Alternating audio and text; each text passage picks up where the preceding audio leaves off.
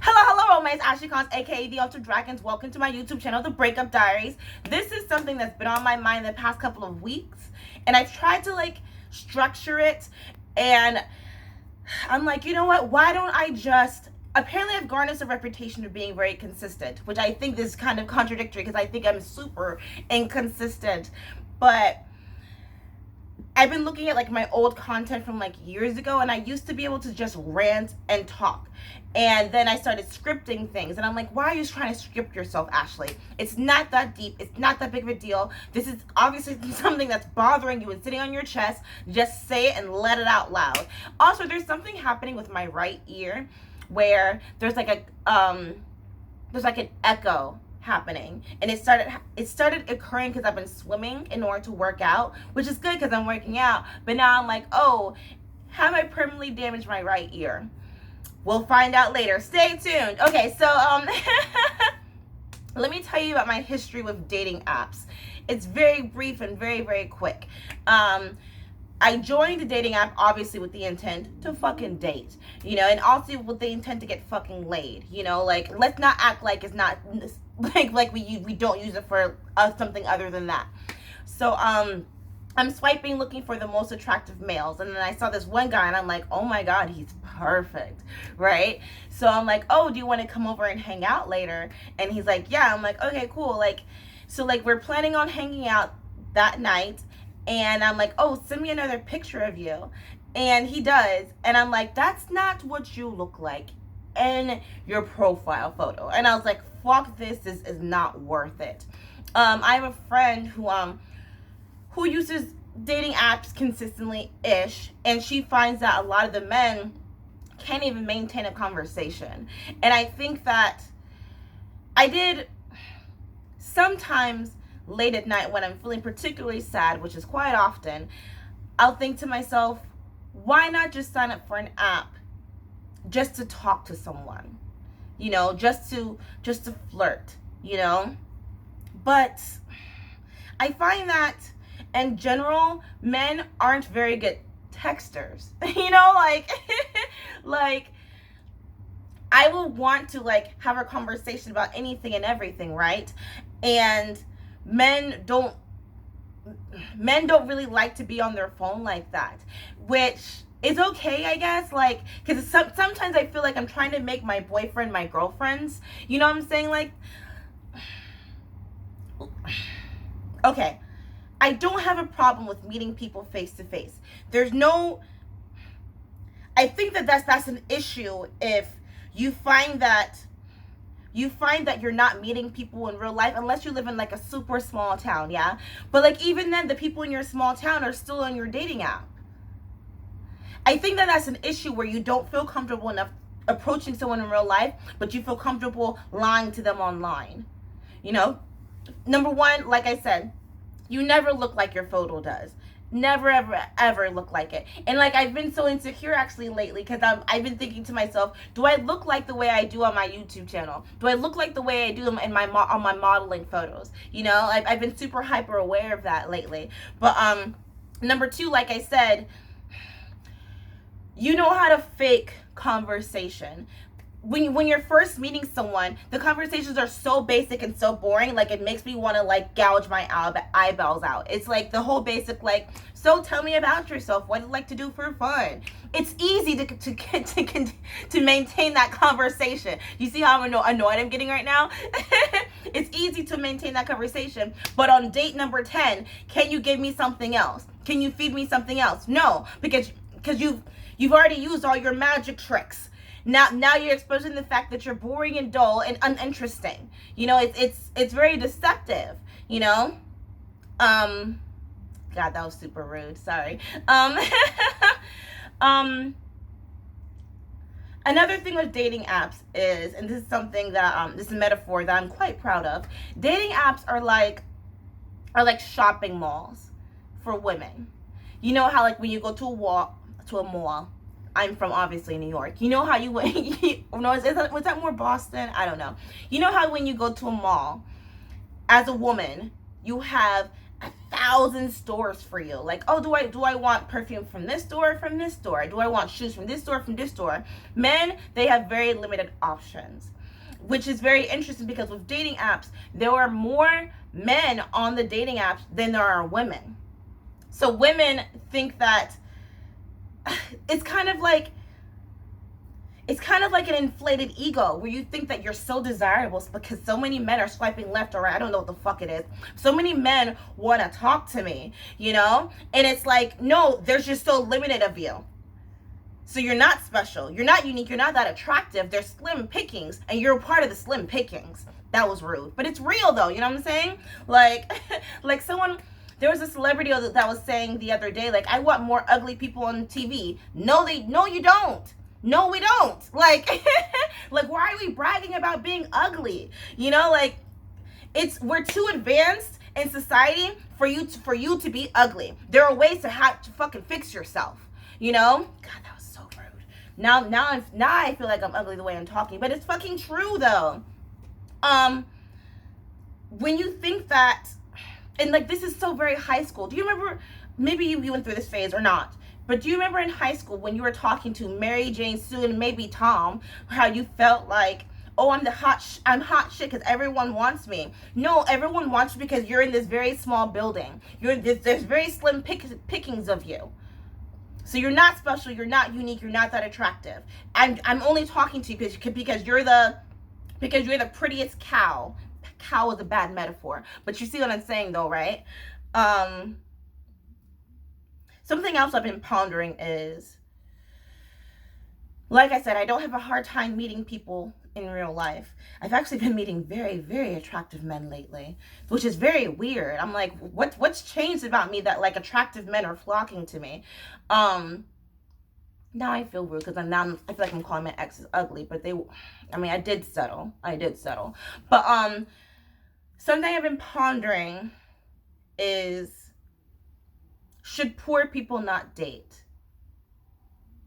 I'm not financially taken care of well enough to even consider taking anything to the next level.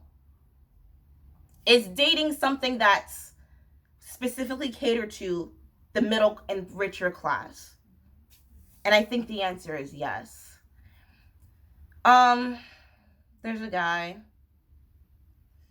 and we were texting, and he asked me, "Are you not well?" And I said, "No, I'm not." Which I'm like, fuck, that means that, I already display so many red flags. I display so many red flags. The fact that I'm poor, I'm living with my mom, I don't have my own car, I vlog in my bra. Like,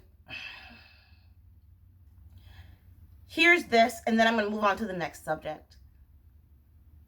When it comes to finding a potential mate, I was talking to my friend, and she was saying how, like, okay, the whole human and animals argument comparing us is I think, very lazy, right?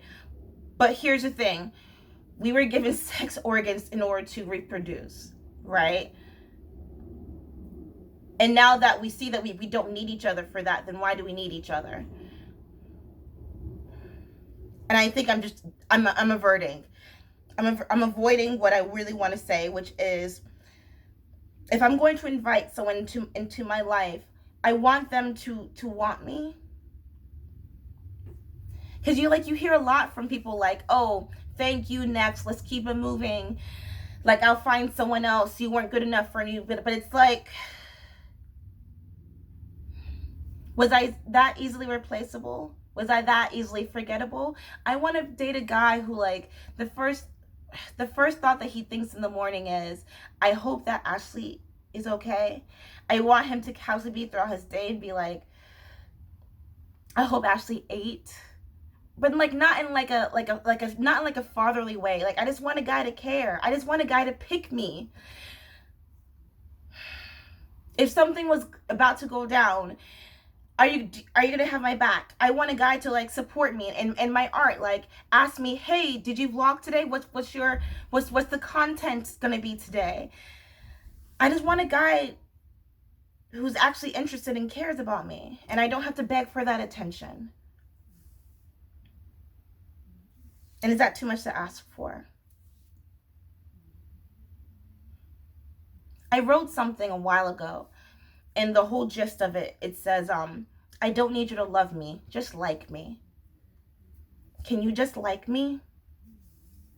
And I know what you're thinking. You can't love someone else until you love yourself. I actually love my alone time. I love my alone time. I have no problem with being alone. But if I'm going to invite you into my life, can you at least just fucking like me? Don't think to yourself, oh, if this doesn't work out, I still got Mary Jane on my phone. I can call her. Why is that a thought in the back of your mind? You know? Okay. I'm not gonna join any dating apps anytime soon. Like I said, I'm kind of seeing someone and I really, really like him. And also, I don't need I don't need a dating app to tell me how to ruin a date, because I could do that plenty fine on my own. Thank you very much. Done it several times on my own. I'm a fucking professional at ruining dates. Okay.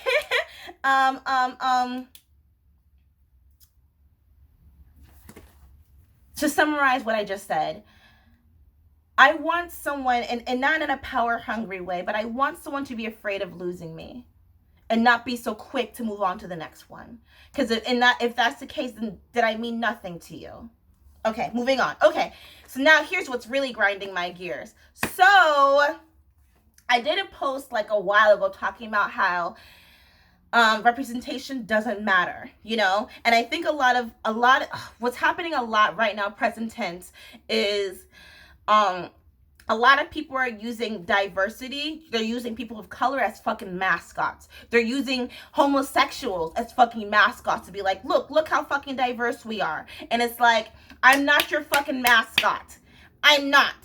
Like, if I'm good, if I'm qualified, cast me in that role. Why am I saying this specifically? So right now, I fucking hate when they, hold on, airplane.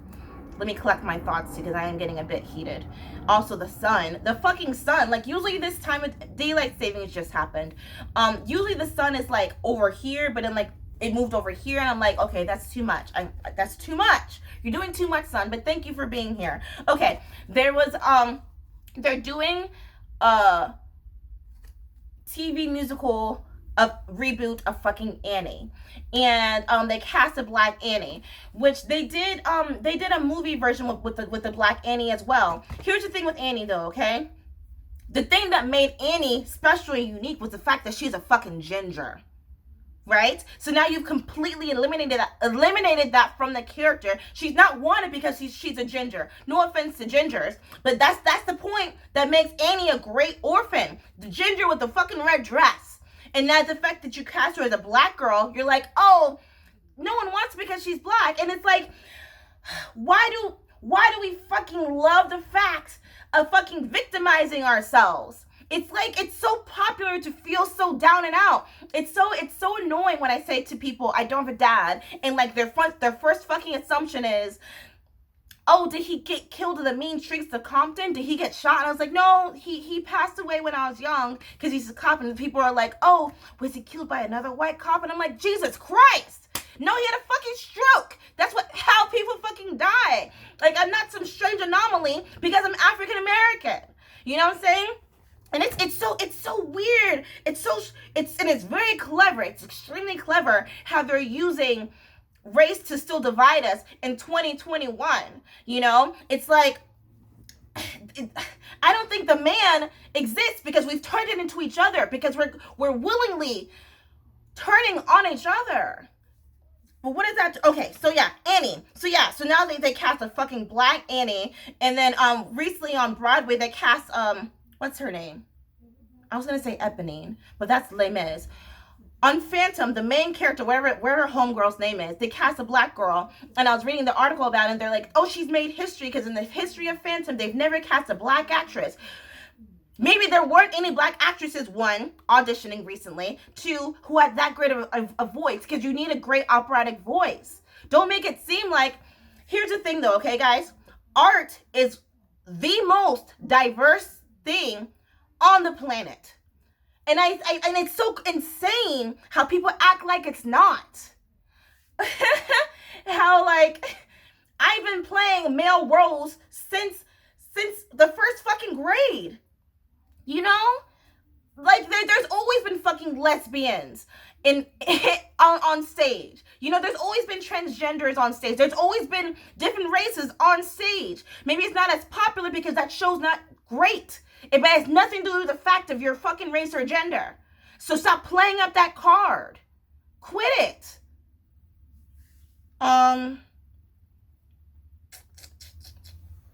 What else? What else? Oh yeah, she was talking about like, oh, it's so nice to see someone like me on stage. No one wants to see that show. In general, no one fucking wants to see opera other than old white people.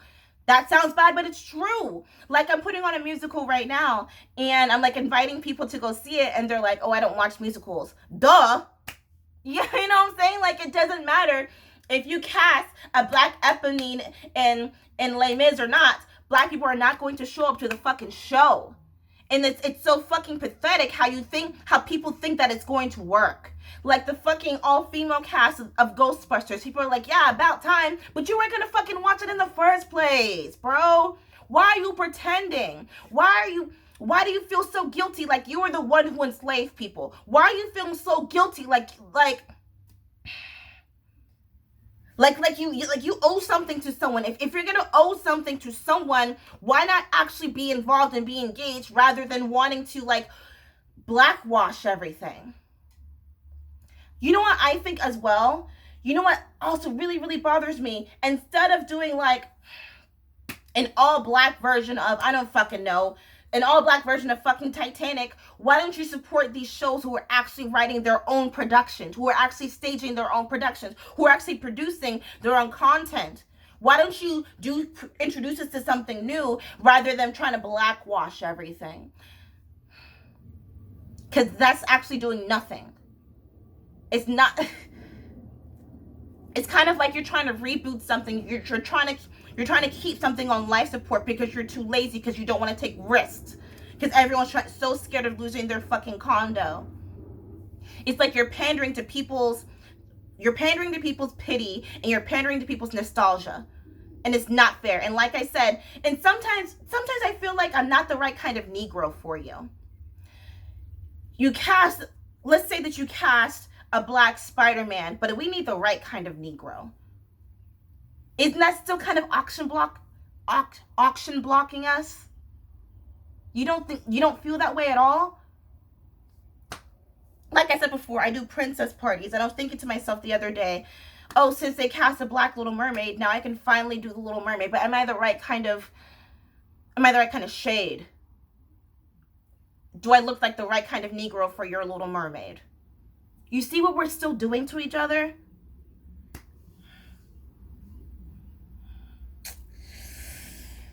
Okay. I gotta get ready for work. Art isn't racist. Music isn't racist. Sexist, maybe. Yeah. But art is the most inclusive thing that you can ever be a part of.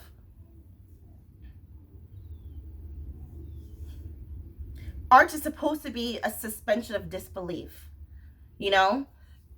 If such and such male character plays a woman, did you believe them? That's acting. It's acting. You know? And there shouldn't be any guilt being like, oh, I shouldn't play this in this character. Did you do your job the right way? Did I believe you?